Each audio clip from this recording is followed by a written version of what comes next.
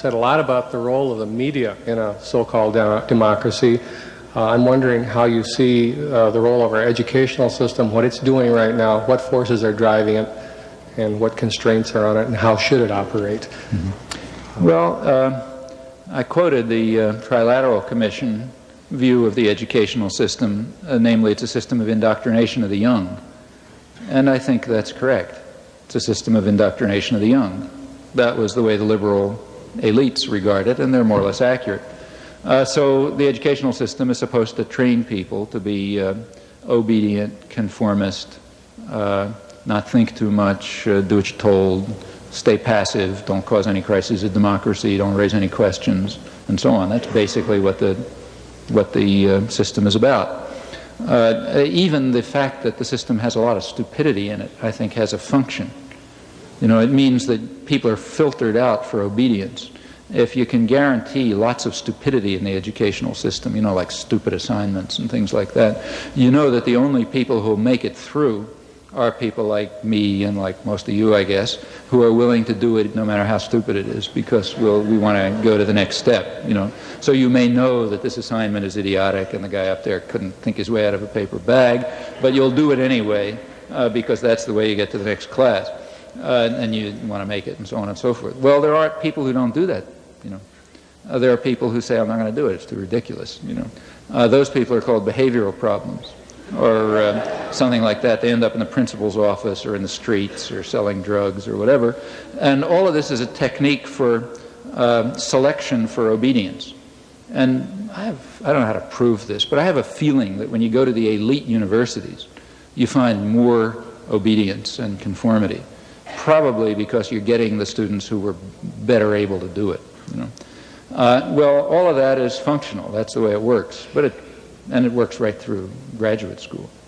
I mean, by the time you get to graduate school, it's already a little more varied because some real contradictions develop in the system.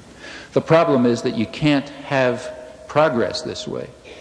You know, now especially in the sciences and engineering, that's a problem because the corporations need science and engineering. You know, if you don't have innovation, you're really in trouble. So they have to encourage creativity and independence because you can't get anywhere if you just copy what somebody told you. You have to be challenging things all the time, challenging everything, you know, and thinking new thoughts and so on. And there you got a real contradiction.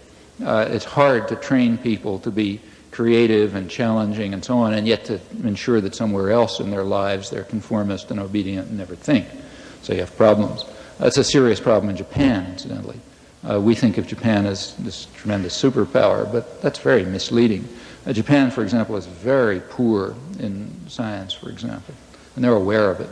And part of the reason is it's part of the same thing that makes them good workers, obedient workers. It's a very obedient society, very deferential and conformist society. And one effect of that is that you know there are real constraints against independent, free thinking, and you see it in the sciences very clearly.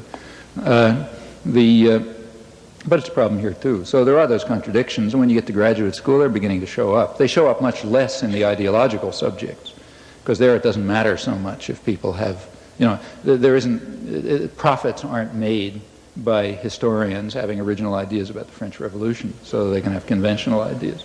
And that means that the pressure to try to support innovation and freedom is much less, and the pressures for conformity, on the other hand, are much greater. Because in the ideological subjects, it begins to be dangerous if people think the wrong thoughts. It's not so dangerous if they have new ideas about physics.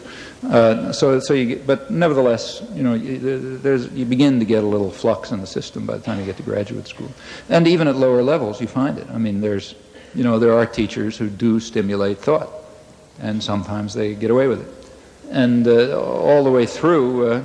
You know, if people are learning things, you just can't control. You can't make them just regurgitate what they heard.